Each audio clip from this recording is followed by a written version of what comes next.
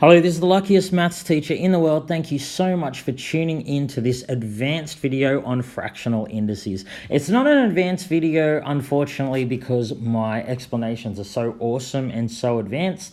It's advanced because it's only for the advanced students. So all the other people in year 10 who aren't doing the 10A course don't need to worry about this. So you can switch me off right now if you want.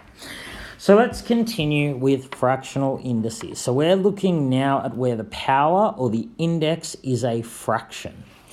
So let's look at something like 2 to the power of a half, okay? So in a previous video, we looked at negative indices. And what we did was we defined them. We decided what they would equal so that they would be consistent with the other index laws. And that's exactly what we do here with fractional indices. 2 to the power of a half doesn't really have a natural meaning. You can't really times 2 by itself half the time.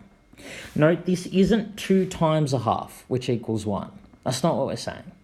So how are we going to define it? Well, we know from previous index laws, 2 to the power of half times 2 to the power of a half, keep the base, add the powers.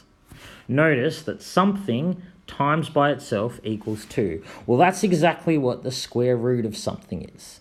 The square root of 2 means what do you times by itself to get 2? Square root of 4 means what do you times by itself to get 4? So that's how we end up with the fractional index law. So 2 to the power of a half is actually equal to square root of 2 because the square root of 2 times by itself equals 2, okay? This, again, would have worked for any number. I would have the exact same rule here. So it would have worked if I did 3 to the power of a half times 3 to the power of a half, which equals 3. So we have a rule here that a to the power of a half is equal to the square root of a. But what about if it was a different fraction? Well, what about if it was, say, a to the power of 3 over 2? Well, previous index laws mean that that would be a to the power of a half to the power of 3 because we'd multiply the powers when we raise a power to a power. That's just root a cubed. So from this, we get a general rule. If I want to raise a to the fraction b over c, this one tells you the root of it. It's the c root of a to the power of b, okay? So hopefully that'll make a bit more sense after we do some examples. So let's actually look at a few examples. So let's say I have 30 to the power of a third. So to the power of a third, so here c is 3, so it's the cubed root of 30 to the power of 1, or just the cubed root of 30. So anything to the power of a third is the cubed root of that, anything. So let's say we have x to the power of 5 on 2.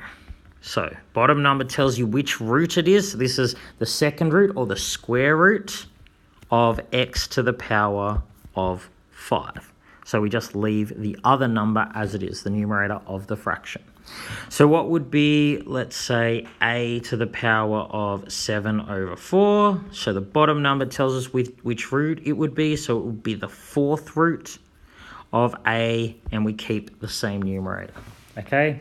So just as a quick aside, just in case you don't know, well, you know that the square root means what do you times by itself twice to get that number? Like the square root of 36 equals 6, right?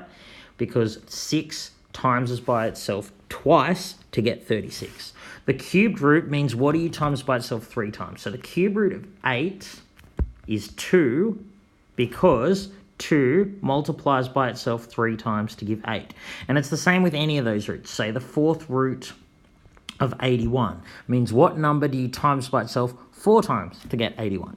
And that's actually 3 because 3 times by itself 4 times equals 81. So these roots undo to the power of. Square root undoes squaring, cube root undoes cubing, the fourth root undoes raising to the power of 4, and so on. So that's what this actually means. The fourth root of a to the power of 7. So the fourth root of a just means what do you times by itself 4 times to get that number a. And you already know what 2 to the power of 7 equals. So the fourth root of a to the power of 7 means what do you times by itself 4 times to get a to the power of 7? So I know that this is a very abstract and difficult topic, so please ask any questions if you didn't get it. Other than that, this has been the luckiest maths teacher in the world. Have a great day.